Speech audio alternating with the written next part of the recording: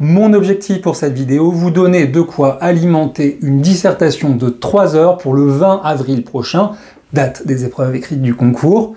Bien sûr, il y aura plusieurs vidéos, mais celle-ci doit poser vraiment toutes les bases, tout le cadre chronologique, tous les jalons pour être capable de bien voir les éléments de rupture et les éléments de continuité dans la perception que nos sociétés ont du corps. Alors commençons par définir ce mot corps. Le mot corps paraît complètement évident en langue française, oui, mais attention, même les mots les plus évidents doivent toujours être bien définis. Ce mot corps, il est issu du latin corpus, bien sûr, et ce mot a deux grandes significations. D'abord, il désigne bien sûr l'enveloppe de tout être vivant, par opposition notamment, on va le voir un petit peu plus tard dans la vidéo, avec l'âme. L'âme et le corps forment les deux conditions matérielles et immatérielles de l'existence humaine. Mais le corps désigne aussi tout assemblage plus ou moins cohérent d'éléments disparates. On peut penser par exemple au corps enseignant, la communauté des professeurs, au corps diplomatique, la communauté des diplomates, ou encore même au corps électoral, tous les électeurs d'une nation. La notion de corps envoie donc à tout ce qui unifie, tout ce qui va souder, tout ce qui va réunir des éléments tels que le corps humain, mais elle évoque aussi ce qui va pouvoir distinguer ce qui est conforme à un modèle dominant ou ce qui s'en éloigne. Elle sert donc autant à intégrer qu'elle sert à exclure. Et à travers l'histoire, dans toutes les sociétés, le corps a été un moyen de domination, de contrôle, de subordination des sociétés. Le corps, c'est donc un vrai sujet de sciences politiques, et ceux qui l'ont mis au programme du concours de Sciences Po ne s'y sont absolument pas trompés.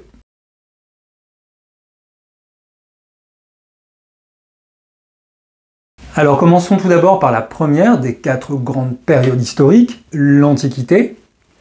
Le mot corps, la notion de corps telle qu'on l'entend dans nos sociétés occidentales, ça a vraiment été forgé pendant cette période.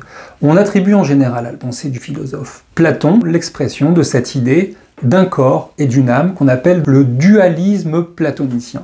Le dualisme platonicien, c'est quoi? C'est la distinction entre deux niveaux d'existence terrestre, deux niveaux d'existence humaine, le corps, la condition matérielle, et l'esprit ou l'âme qui forme la condition spirituelle, la condition immatérielle. Le corps est périssable, il est mortel. L'âme, elle, est immortelle selon les conceptions platoniciennes. Alors dans la pensée antique, il y a une forme quand même de hiérarchie, bien que le corps soit complètement mis en avant, soit important dans la société, on va le voir, il existe quand même une hiérarchie entre le corps et l'esprit. On peut citer le grand Socrate. Socrate, il disait que le corps est la prison de l'âme. Donc il y a quand même l'idée qui va se renforcer continuellement dans un rapport de balancier, un petit peu plus, un petit peu moins, l'idée d'une hiérarchie entre le corps, la condition matérielle de l'existence, et l'âme, la condition spirituelle qui permettrait donc de s'élever, de s'affranchir de sa condition bassement humaine. La place du corps dans l'Antiquité, c'est d'abord la question de la nudité.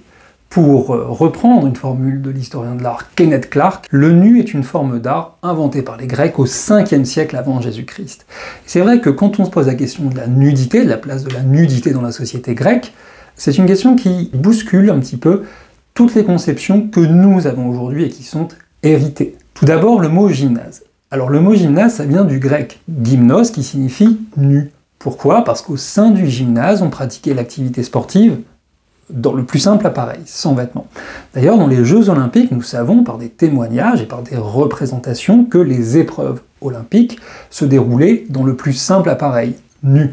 Il existe même une légende, un mythe fondateur des Jeux Olympiques dans lequel un athlète se serait pris les pieds dans ses tissus, serait tombé et on aurait décidé d'enlever les pièces de tissu, notamment pour les compétitions de course. Il y a un autre mythe qui est raconté par le grec Pausanias qui raconte qu'un certain coureur s'appelant Euripos aurait décidé de jeter son pagne pour faire la course et il aurait gagné, ce qui aurait conduit tous les candidats ensuite à enlever le pagne pour être plus performants pendant les Jeux. Alors, les premiers Jeux Olympiques ont lieu en 720 avant Jésus-Christ, soit au 8e siècle avant Jésus-Christ, et on remarque dans l'art, à partir du 7e siècle, donc peu de temps après la naissance des Jeux, l'apparition de formes de nudité. C'est d'abord le modèle grec du kouros. Qu'est-ce que c'est que le kouros? Sculpture antique.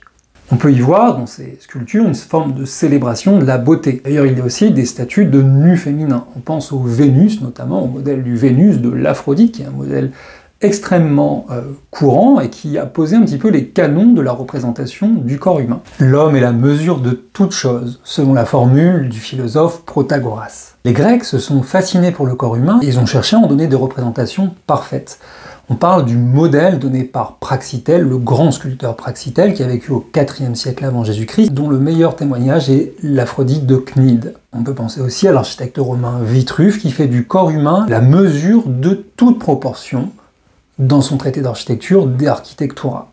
Donc on voit, il y a chez les Grecs une véritable fascination, une admiration pour le corps humain et aussi pour ce qui relève de la beauté, de l'harmonie, parce que l'apparence extérieure chez Platon et chez beaucoup de philosophes, à l'exception peut-être des stoïciens qui se distinguent là-dessus, mais la beauté du corps reflète chez Platon la beauté de l'âme. Je cite le philosophe Diogène Laërce à propos de Socrate. « Socrate jugeait bon que les jeunes se regardent continuellement dans un miroir afin que, s'ils sont beaux, ils en deviennent dignes et que s'ils sont laids, ils dissimulent sous leur rééducation leur vilaine apparence. » On retrouve cette admiration pour le beau, bien sûr, dans la mythologie, avec le modèle d'Achille qui incarne la perfection au combat, mais aussi la perfection physique, l'immense beauté, et à l'inverse, le personnage de Thersites, qui est un personnage légendaire chez Homère pour sa laideur, et qui incarne la vilainie, la couardise, la peur, le manque de courage.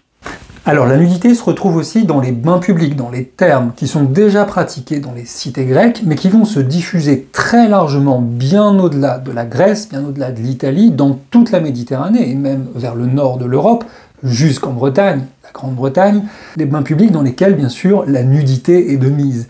Donc on voit chez les Grecs et chez les Romains, il n'y avait pas du tout ces a priori moraux, ces jugements sur le corps humain, cette sorte de honte que l'on a dans les sociétés contemporaines, à l'égard, et dans les sociétés médiévales et modernes aussi, la honte que l'on a à l'égard de notre propre corps. Dans ce rapport à la nudité, dans ce rapport au corps, on peut voir aussi une dimension politique qui est l'idéal d'égalité entre les citoyens qui se retrouve lorsque l'on est sans vêtements, par exemple au bain public, lors des jeux, ou encore au sein du gymnase. Alors par conséquent, d'où vient ce sentiment de honte, de gêne, de pudeur que l'on ressent vis-à-vis de la nudité, vis-à-vis de notre corps? Eh bien, il nous vient directement des trois grands monothéismes, le judaïsme, le christianisme et l'islam. Je vais surtout parler ici du christianisme, parce que ce serait trop long d'évoquer toutes les religions. Le christianisme, bien sûr, on est au 1er siècle, et qui se diffuse, se développe au 2e siècle, et qui s'impose au 4e siècle, notamment sous le règne de l'empereur Constantin. Et dans le christianisme, qu'est-ce qu'il est dit? Eh bien, dans le premier récit, le récit fondateur, la Genèse, dans la Genèse, il nous est donné le récit de la création du monde, de la création de l'homme. C'est le récit d'Adam et Ève. Adam et Ève, qui sont les premiers êtres humains créés par Dieu, et à quel moment Adam et Ève vont prendre conscience qu'ils ont un corps et vont éprouver de la honte, de la gêne en regardant leur propre corps? Eh bien, c'est précisément au moment où ils sont chassés du paradis terrestre, où ils sont chassés du jardin d'Éden. La colère de Dieu, après la faute d'Ève et Adam, eh bien, c'est de leur donner la conscience de leur corps et d'éprouver les souffrances de l'existence incarnée. La faim, la froid, la douleur, l'enfantement dans la douleur, la femme accouchera dans la douleur, c'est ce qui est écrit dans la Bible et dans les textes des trois monothéismes. Donc le rapport au corps va complètement changer. D'ailleurs, il y a de magnifiques représentations d'Adam et Ève fuyant le jardin d'Éden, et qu'est-ce que l'on remarque? On remarque qu'ils se cachent le corps. Ève se cache la poitrine, Adam se cache le sexe. Ils ont soudain conscience qu'ils sont humains et qu'ils ont une enveloppe physique, matérielle, pour laquelle ils éprouvent de la gêne. Alors, ces conceptions sur le christianisme nous conduisent bien sûr à la seconde période historique, le Moyen-Âge, qui commence à la fin du 5e siècle et qui va durer jusqu'à la fin du 15e siècle. Bien sûr, le Moyen-Âge se caractérise, en tout cas en Occident, ce que j'évoque aujourd'hui, surtout l'Occident. La question d'Occident, elle est très importante dans la question du corps, puisque c'est l'Occident qui a un petit peu posé les valeurs, les règles, les conceptions, les perceptions, les représentations que nous avons du corps, et qui se sont ensuite diffusées, imposées, soit sous le modèle de la diffusion du christianisme dans d'autres régions, ou qui se sont aussi imposées, bien sûr, après les grandes découvertes, pendant les explorations, et puis les conquêtes, et enfin la colonisation. Au XXe siècle, on peut dire qu'on a un rapport au corps qui est quand même celui majoritairement de l'Occident judéo-chrétien, ainsi que de l'islam. Alors, l'image du corps, la perception du corps au Moyen-Âge est un sujet qui pourrait être facilement caricaturé, donc je vous demande vraiment de ne pas sombrer dans cette caricature, ça pourrait vous coûter très cher au concours.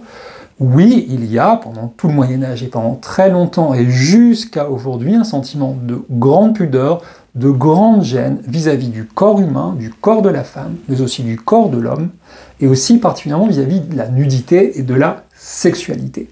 On peut commencer à parler du Moyen-Âge en partant de ces mots prononcés par le pape Grégoire le Grand, qui est un pape majeur de la période médiévale.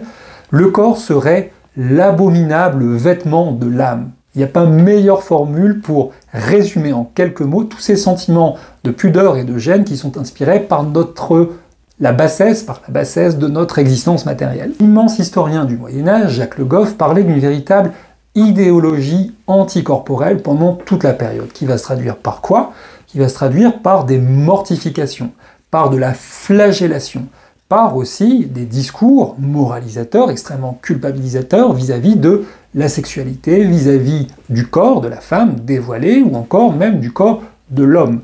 Dans ce domaine, comme dans beaucoup d'autres, la modération qui doit s'imposer. Dans cette idéologie anticorporelle, même si ça viendra beaucoup plus tard, à partir du XIIIe siècle, on peut aussi évoquer l'usage de la torture, qui est vraiment institutionnalisé avec l'Inquisition à partir du XIIIe siècle, et qui relève d'une instrumentalisation du corps dans le but d'expier les péchés. Bien sûr, de faire accoucher la vérité dans des interrogatoires, mais aussi de contrôler, de marquer, d'expier la faute, notamment des hérétiques. Mais à côté de ces formes de rejet du corps, il faut voir aussi que le corps fait l'objet, pendant toute la période médiévale, dans tout le christianisme, d'une véritable adoration.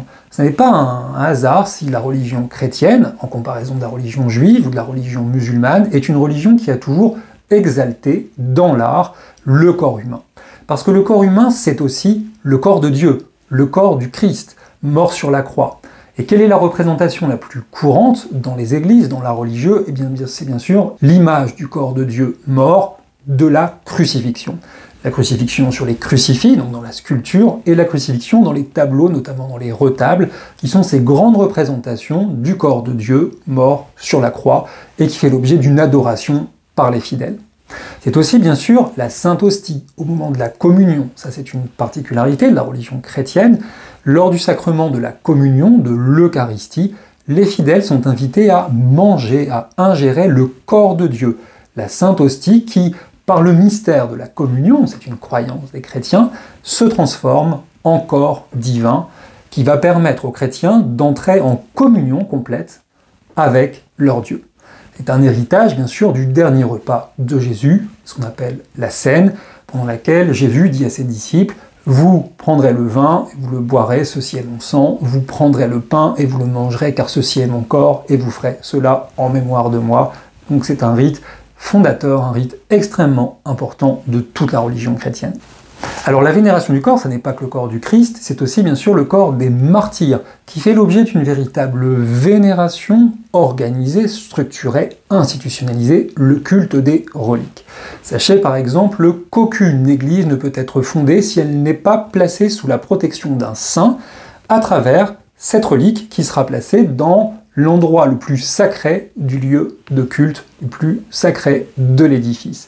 Qu'est-ce qu'une relique? Eh bien ça peut être un ossement, un morceau de tissu, une mèche de cheveux, un objet qui a appartenu au martyr, appartenu au saint, et qui va donc permettre de faire rayonner la sainteté de cet individu. Alors le Moyen-Âge, c'est aussi la célébration du corps du roi, à travers cette notion purement politique des deux corps du roi.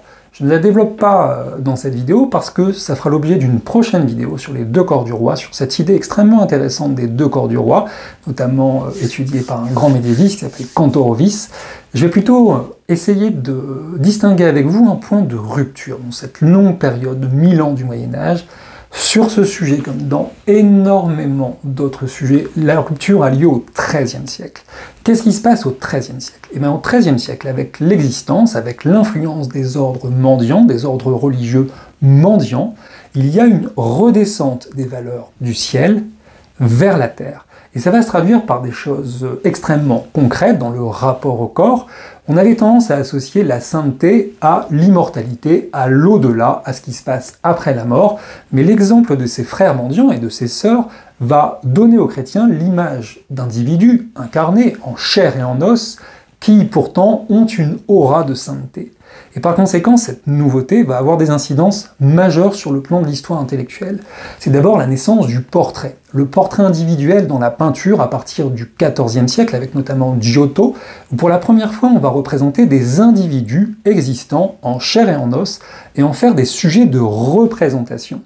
On va aussi replacer les scènes de la Bible, les scènes religieuses, dans des paysages réels, pour montrer que cela a vraiment existé, que ces individus ont aussi eu une existence en chair et en os. Alors que la tradition, avant cela, la tradition dans l'iconographie notamment qu'on appelle byzantine, parce que Byzance produisait beaucoup plus d'œuvres d'art que l'Occident chrétien, eh bien la tradition byzantine était de représenter des êtres beaucoup plus éthérés, presque immatériel, toujours devant un fond doré qui évoquait l'au-delà, qui évoquait le paradis, qui est l'avenir, le futur du chrétien, s'il se conduit bien. C'est aussi un autre fait majeur, la naissance du miroir. Alors il y a toujours eu des miroirs, mais les miroirs étaient réservés à une toute petite élite. Ils étaient faits notamment en métal.